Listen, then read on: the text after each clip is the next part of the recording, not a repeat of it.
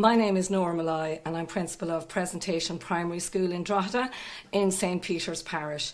Now, we are part of a common enrolment policy along with other schools in the parish, St Bridget's and St Patrick's Boher, whose principal is Lorraine White, and St Joseph's CBS Sunday's Gate, whose principal is Sarah Bradley, and St Oliver's National School on the Ballymckenny Road. As we are in the process of amalgamating as per instructions from the Department of Education, we have a common application enrolment policy. And because we have regular meetings with each other in a professional capacity, conversations began to emerge in 2018 about the challenges our teachers were facing in the classroom. And as my colleagues had been working in Drogheda for quite a number of years, they felt that the profile of the children had changed. And in the background of increased transience in our schools, homelessness was becoming an issue across all of our 3 schools. And added to that then, the Drogheda feud began approximately in early 2019. There was a significant incident very close to all of our schools. And we felt that we really did need to make the Department of Education aware, specifically the social inclusion section, and we requested and were granted a meeting with social inclusion. Following on from that meeting with social inclusion, there were some follow-up meetings in Drogheda, and unfortunately for all our parents, our school community, our children, they were being severely impacted in the latter months of 2019 and early 2020 with the criminal situation in Drogheda at the time. As a consequence of that, we became aware that a scoping report was being done by the Department of Justice under the direction of Minister Helen McEntee, and we felt that we really needed to speak with Mr Vivian Gearan and give our contribution to how we felt the north side of Drogheda, not specifically our individual schools, but the area as a whole needed additional supports from an educational perspective. And we would have referenced that, it's common knowledge that you need to break the cycle early. We needed to make sure we supported those children that were being impacted by all the circumstances outside of their control, affecting their concentration, stability in their play area, in their environment, and the worries and concerns that were being put on families in our area. We were very appreciative of when we requested with the Department of Justice that Mr Vivian Gearan would make himself available to us, which he did, and as it was COVID times, that meeting happened by Zoom. We presented our concerns in the same format as we had to the Department of Social Inclusion, and following on from that then, we awaited with anticipation the report on the findings for this report in Drogheda.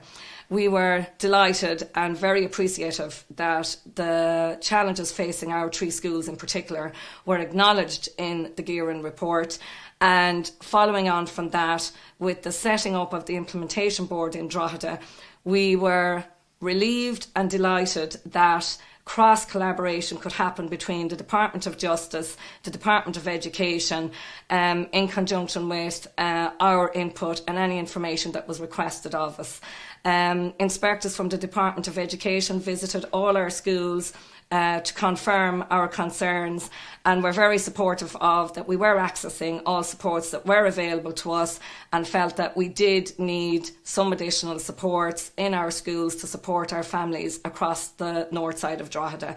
With the support of the Implementation Board and conversations, meetings, several meetings, and we're extremely appreciative of the feedback and support from the Implementation Board, that those decisions came about in June 2022, that we had additional teachers granted to all of our schools to further support the evidence-based programmes that we do in our schools.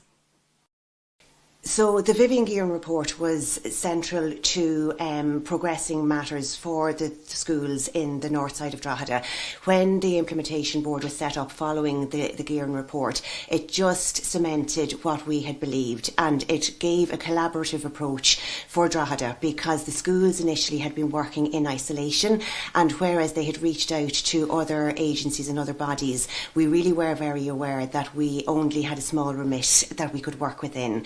And the Vivian Gearin report, and then coupled with the implementation board, it just solidified everything and gave us the impetus and the ability to progress matters further. So with the fact that thankfully Minister Helen McEntee was able to give a firm commitment to the Vivian Gearin report, and the fact that at government level there was a commitment given to the findings, it just meant that we were able to progress matters. And as a result of the fact that the implementation board were so behind us in terms of what they had committed to, it meant that they had the ability just to have conversations at ministerial level to enable us just to achieve what we needed to get.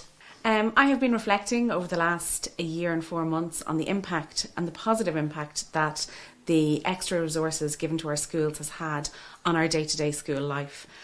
We have always implemented evidence-based programmes in our schools before we had these extra supports, but having the extra supports makes the implementation much more effective. In our schools, we implement such programmes as Kiva, an anti-bullying programme. We have nurture rooms and nurture groups. We have Incredible Years. We implement Friends for Life. And all of these programmes help build resilience, help support our teachers in supporting the children in our schools. And it is definitely much more effective when you have a smaller pupil-teacher ratio. Even such things as classroom management is so much different when you have the staff to support that work. We find that smaller classes means the teachers have so much more time to deal with different issues and different anxieties, different behavioural issues and challenges that might come up as a result of trauma that children have experienced.